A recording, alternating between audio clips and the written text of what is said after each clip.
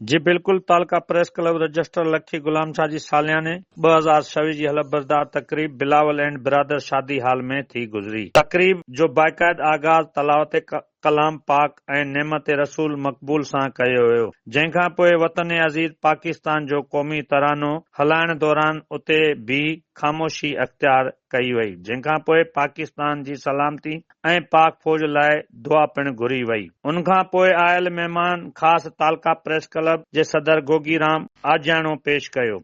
आयल महिमान ख़ासि PPMPA मोहम्मद आरब ख़ान महर खे सिंधी सकाफ़त अजरक जो तोहफ़ो सदर गोगीराम जन पारायो। तक़रीब खे ख़िताब कंदे PPMPA मोहम्मद आरब ख़ान महर जन चयो त क़बाइली जड़नि खे ख़तम करण लाइ सभु कोशिशूं करे रहिया आहियूं। महर जतोई तकरार में ॾिसंदा त महर ॾे को बि ॾोह कोन निकिरंदो, छो त महर हिकु इज़तदार ऐं गैरतमंद बिरादरी आहे, जो त महर बिरादरी पढ़ियल लिखियल ऐं कारोबारी सां वाबस्ता आहे ऐं कारोबारी माण्हू कॾहिं बि ग़लति कम खे न कंदो आहे। हू मुआशरे लाइ सुधारो ऐं मुल्क जे मुसीबत खे बहितर करण लाइ अहम किरदार अदा कंदा आहिनि। असांजे इलाइक़े में अमन अमान चाहियूं था हलंदड़ तकरार जल्द खां जल्द ख़तम थिए। बज़ाहिर जतोई बिरादरी चई रहिया आहिनि त असीं जहिड़े खां पासीरा आहियूं, पर जॾहिं तकरार शुरू थिए थो त सभई पाड़ा मिली प्लानिंग करे झेड़े में शामिल थी वञनि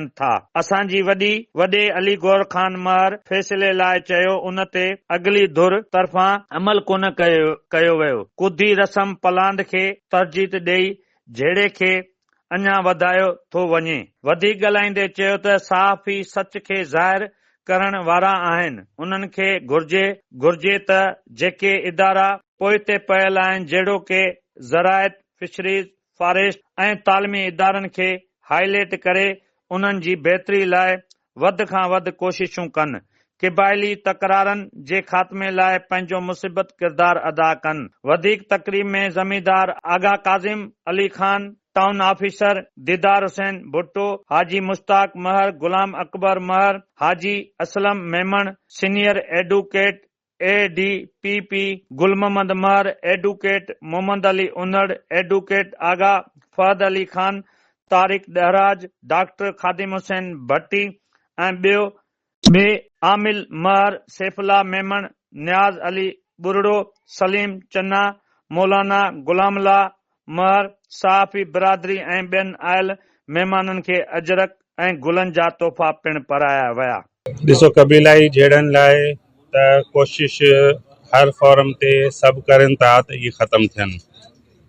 महर जतुई तकरार में जेकॾहिं तव्हां ॾिसंदो वञी त महरनि ॾे ओतिरो ॾोह न निकिरंदो, छो त महर हिकिड़ी गैरतमंद इज़तदार ऐं कारोबार काफ़ी हद ताईं तव्हां हिते वेठा लखी तालके में तव्हां ॾिसी सघो था।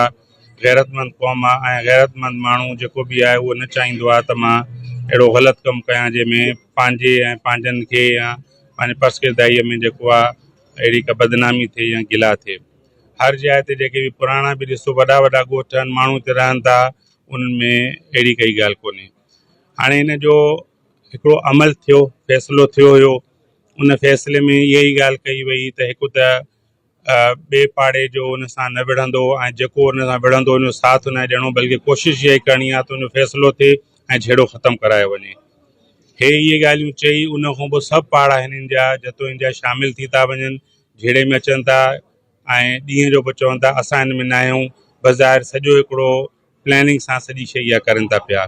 अलीगौर ख़ान वॾनि सभिनीनि इहो चयो त बाबा फ़ैसिलो आहे, फ़ैसिलो थियो, हुन ते अमल न कयो वियो। जेकॾहिं की हिकिड़े माण्हू कंहिं बि पासे में ग़लती कई आहे त उहो सॼो हुन में फ़ैसिले में कयो वियो अथव, हिन ते एक्शन खणणो वेंदो त तव्हां सबुरु कयो, हुन ते एक्शन खणे। तव्हां वॾा पाण में मिलो, ॻाल्हायो हुन शइ ते,